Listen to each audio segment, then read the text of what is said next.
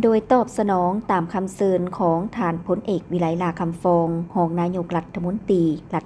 กระทรวงป้องกันความสงบแห่งสาธารณรัฐประชาธิปไตยประชาชนลาวคณะผู้แทนขั้นสูงกระทรวงภายในแห่งราชอาณาจักรกัมพูเชียนำโดยท่านอภิสันติบัณฑิตสสุขารองนายกรัฐมนตรีกระทรวงภายในแห่งราชอาณาจักรกัมพูเชียพร้อมด้วยคณะผู้แทนขั้นสูงได้เดินทางมาเยี่ยมยามสันทวไมตรี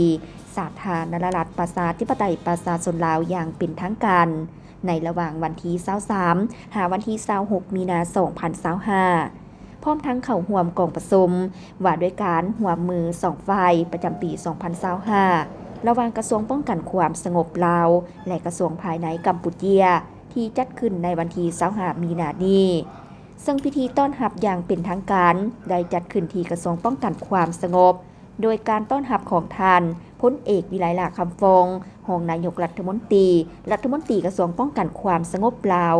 จากนั้นท่านพลเอกวิไลลาคำฟองและท่านอภิสันติบัณฑิตสสุขารก่อเข้าร่วมเป็นประธานกองประชุมหัวมือ2ฝ่ายประจำปี2025โดยมีคณะผู้แทนขั้นสูงของ2กระทรวงป้องกันความสงบลาวและคณะผู้แทนขั้นสูงกระทรวงภายในกัมพูเชียพร้อมด้วยนายตำรวจขั้นสูงจากแขวงที่มีชายแดนติดจอดกันของ2ประเทศรวมมี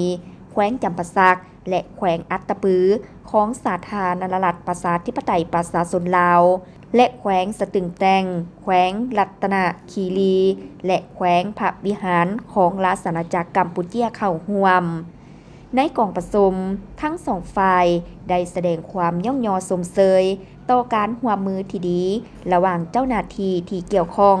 ของในทุกระดับเว้ารวมเว้าเฉพาะแม่นการประสานสมทบจัดตั้งปฏิบัติแผนการร่วมมือประจำปี2024ที่ผ่านมาการแลกเปลี่ยนบทเรียนของคณะผู้แทนกรมกองวิสาเฉพาะในขงเขตเวียกงานตำรวจกวดค้นเข้าออกเมืองการร่วมมือช่วยเหลือพลเมืองกัมพูเชียที่ถูกหลอกลวงเข้าไปเฮ็ดเวียกอยู่เขตเศรษฐกิจพิเศษสามเหลี่ยมคำแขวงบ่อแก้วจำนวน16คนการมอบหาบรถที่ถูกลักมาแต่กัมพูเชียคืนให้เจ้าของเดิมนอกนั้น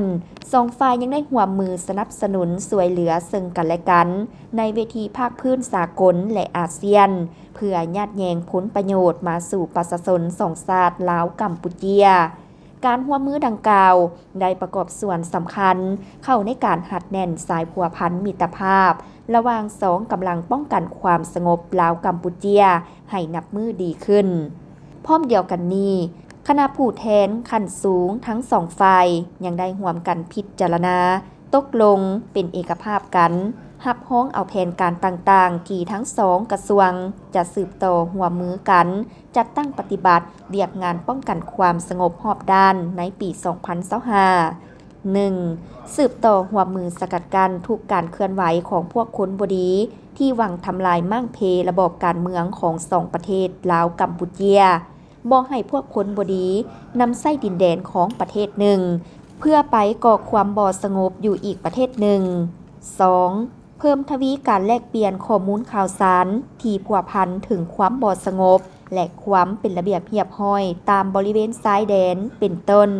แม้นข้อมูลที่พัวพันถึงการค้าขายยาเสพติดการค้าขายอาวุธศึกการฆ่ามนุษย์การลักลอบค้าขายเถื่อนการลักลอบตัดขนส่งไม้เถื่อนรวมทั้งการเคลื่อนไหวผิดกฎหมายอื่นๆ 3. สืบต่อเอาใจใส่พร้อมกันศึกษาอบรมพนักงานกำลังประกอบอาวุธและประชาชนที่ดำรงชีวิตอยู่บริเวณชายแดนลาวกัมพูเชียให้รับรู้เข้าใจปฏิบัติกฎหมายและระเบียบการเข้าออกประเทศอย่างถูกต้องพร้อมกันแก้ไขปัญหาที่เกิดขึ้นตามชายแดนด้วยสันติวิธีสอดคล้องกับระเบียบหลักการสากลและกฎหมายในของแต่ละประเทศ 4. สืบต่อแลกเปลี่ยนการเยี่ยมยามและเฮ็ดเวียกของคณะผู้แทนระหว่างกรมกองวิสาเฉพาะของสองกระทรวงที่เห็นว่ามีความจำเป็นเพื่อแลกเปลี่ยนถอดถอนบทเรียนน้ำกันตามบทบันทึกร่วมมือที่สองกระทรวงลงนามกันเพื่อแลกเปลี่ยนถอดถอนบทเรียนน้ำกันตามบทบันทึกร่วมมือที่สองกระทรวงลงนามร่วมกันในปีนี้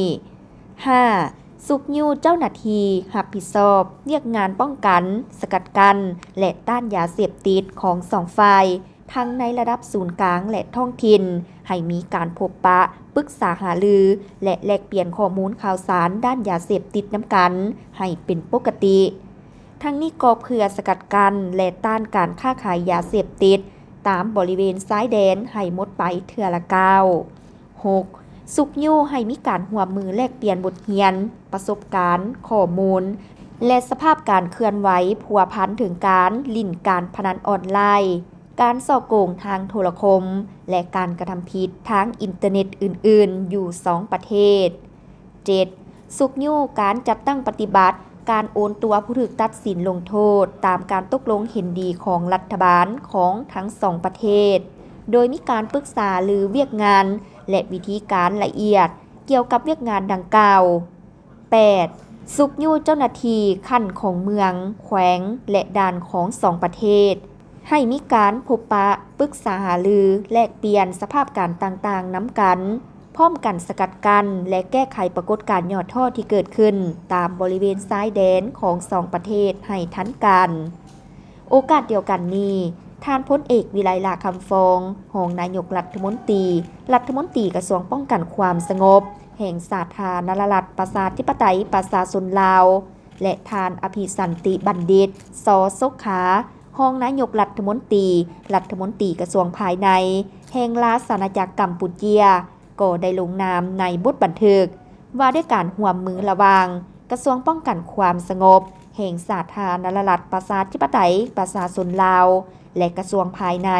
แห่งราชอาณาจักรกัมพูเชียประจำปี 2025 เพื่อเป็นบ่อนอิงให้แก่ภาคส่วนที่เกี่ยวข้องของทั้งสองกระทรวงร่วมมือกันจัดตั้งปฏิบัติให้มีผลสำเร็จตามคาดหมาย